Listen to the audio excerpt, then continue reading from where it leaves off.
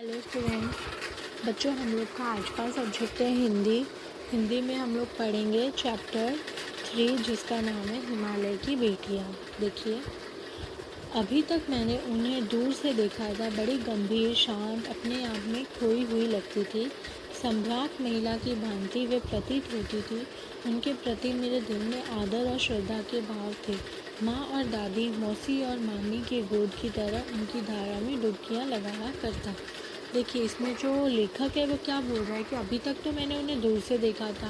बड़ी गंभीर, शांत और अपने आप में खोई हुई लगती थी। सारी महिलाओं की भांति वो सब महिलाओं की जैसी वो लगती थी। उनके प्रति मेरे दिल में उसी टाइप उनके प्रति जो था उनके दिल में वैसा ही श्रद्धा और भाव था जैसे माँ, दादी, मासी, मामी इन सब के जैसे वो करता था। वह उसी सोच के उनकी गोद में, उनकी धारा में डुबकी लगाए करते थे। परंतु इस बार जब मैं हिमालय के कंधे पर चढ़ा तो वे कुछ और रूप में सामने थी। मैं हैरान था कि वह दुबली पतली गंगा, यही यमुना, यही सतलुज समतल मैदानों में उतरकर विशाल कैसे हो जाती है। इनका उछलना और कूदना, खिलखिलाकर लगातार हंसते जाना, इनकी यह भावभंगी, इनका यह उल्लास कहाँ गायब हो जाता है मैदान में जाकर। किसी लड़की को जब मैं देखता हूँ, किसी कली पर जब मेरा ध्यान अटक जाता है, तब भी इतना कौतूहल और विस्मय नहीं होता जितना कि इन बेटियों की बाल लीला देखकर। देखिए, इसमें जो लेखक है वह क्या बोल रहे हैं कि इस बार जब वो पहुँचे हिमालय की चोटी पे, ठीक है, हिमालय पे वो चढ़े तो उन्होंने इस बार उसका रूप अलग देखा। तो वह इसी तरीके से बता रहे कि हर बार इनका अलग अलग हो जाता है। हम जैसा सोचते हुए वैसी बेटियाँ, कई बार वह अलग उनका रूप होता है, कई बार उनका अलग होता है। ठीक है, तो जितना कि इन बेटियों का बाल लीला देखकर उनका रूप हो जाता है, इतना वो विस्मय नहीं होते जितना कि इन बेटियों की बाल लीला देखकर हो जाता है। कहाँ ये भागी जा रही है? वह कौन लक्ष्य है जिसने इन्हें बेचैन कर रखा है? क्या बेटियाँ कहीं भागी जा रही है? ऐसा कौन सा लक्ष्य है जिन्होंने इन्हें बेचैन कर रखा है? अपने महान पिता का विराट प्रेम पाकर भी अगर इनका हृदय अतृप्त ही है, तो वह कौन होगा जो इनकी प्यास मिटा सकेगा? अपने पिता का प्यार पाके भी अगर ये लोग ऐसे ही हैं, तो फिर ऐसा कौन होगा जो इनकी प्यास मिटा सकेगा? बर्फ़ जली नंगी पहाड़ियाँ, छोटे छोटे पौधों से भरी घाटियाँ, बंधुर अधिकताएँ, सरसब्ज उपत्यकाएँ, ऐसा है इनका लीला निकेतन। ठीक है, खेलते खेलते जब ये जरा दूर निकल जाती है तो देवदार, चीड़सर, रोचिनार, सफ़ेदा, केल के जंगलों में पहुंचकर शायद इन्हें बीती बातें याद करने का मौका मिल जाता होगा। जब ये खेलते खेलते दूर चली जाती तो उन्हें सब बीती बातें जो है वो याद करने का मौका मिल जाता है। कौन जाने बुढ़ा हिमालय अपनी इन नटखट बेटियों के लिए कितना सिर ढूंढता होगा। बड़ी बड़ी चोटियां से जाकर पूछिए तो उत्तर में विराट मोहन के सिवाय उनके पास और रखा ही क्या है। फिर कौन जानता होगा कि जो बुढ़ा हिमालय है वो अपनी नटखट बेटियों के लिए कितना सिर ढूंढता होगा। ठीक है, बड़ी बड़ी चोटियां से जाकर पूछे तो फिर उत्तर में विराट मौन के अलावा वो कुछ बता नहीं सकते। सिंधु और ब्रह्मपुत्र, ये दो ऐसे नाम हैं जिनके सुनते ही रावी, सतलुज, व्यास, चनाब, झेलम, काबुल, कपीशा, गंगा, यमुना, सरयू, गंडक, कोसी आदि हिमालय की छोटी बड़ी सभी बेटियां आंखें के सामने नाचने लगती हैं। सिंधु और ब्रह्मपुत्र का अगर नाम लेते ही ये सब नदियां नाचने लगती है, बेटियां नाचने लगती हैं। वास्तव में सिंधु और ब्रह्मपुत्र स्वयं कुछ नहीं है। सिंधु और ब्रह्मपुत्र वास्तव में कुछ नहीं है, खुद कुछ भी नहीं।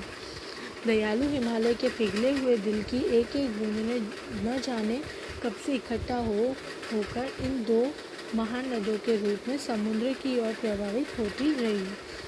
ये जो हिमालय है, इनकी ही बूंदों से ये पिघले हुई दो इकट्ठा हो रही है। ठीक है ना? कितनी सौभाग्यशाली है वह समुद्र जिस पर्वतराज हिमालय की इन दो बेटियों के हाथ पकड़ने का श्रेय मिला। कितनी सौभाग्यशाली है ये दो बेटियां जिनको अपने पिता पर्वतराज हिमालय की बेटियों का इनको पकड़ने का श्रेय मिला। ठीक है, जिन्होंने मैदानों में ही इन नदियों को देखा होगा, उनके ख्याल में शायद ही यह बात आ सके कि बुढ़े हिमालय की गोद में बच्चियां बनकर ये कैसे खेला करती है।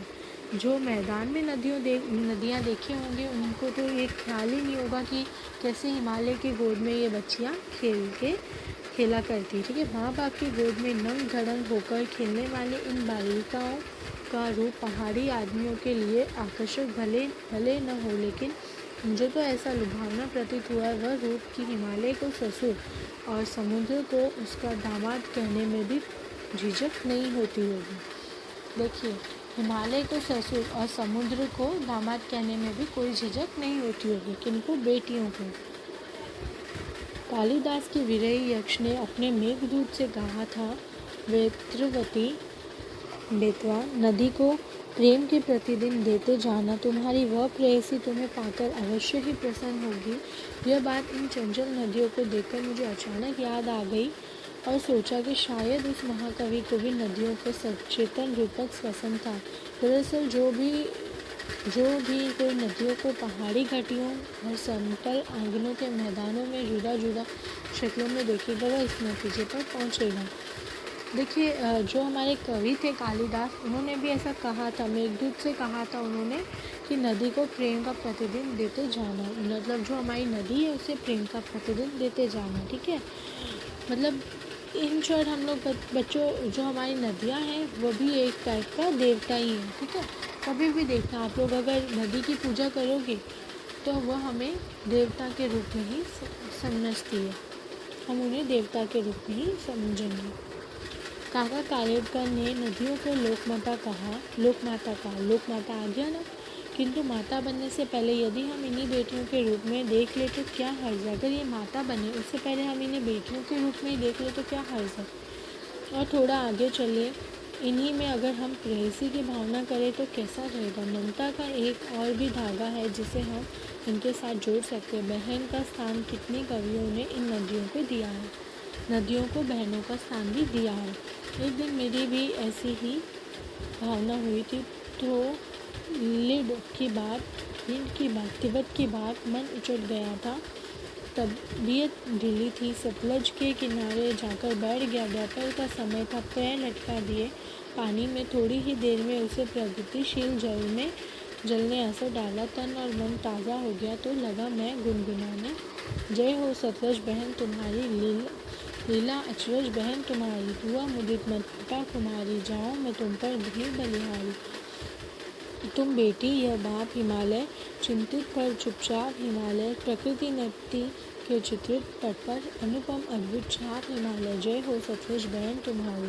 देखिए, जब वो लड़का, उसका एक दिन वो यही सोच रहा था और एक दिन उसका थोड़ी तबीयत ढीली थी तो वो है ना जाके नदी के किनारे बैठ गया, पाँव नीचे रखा, इतने में ही उसको ठीक ठाक लगा, ऐसे ताकत सी मिली, तो उसने ये कविता गाई छोटी सी। तो हमारा ये जो था, ये पाठ था, ये किसने लिखा था? नारदार्जुन ने। ठीक है, तो हम लोग को, आप लोग को ये पाठ करना है। प्रश्न उत्तर की हमारी PDF बाद में आ जाएगी। ठीक है बच्चों, और हमारा जो YouTube चैनल है उसे भी please like share and subscribe ज़रूर करिएगा।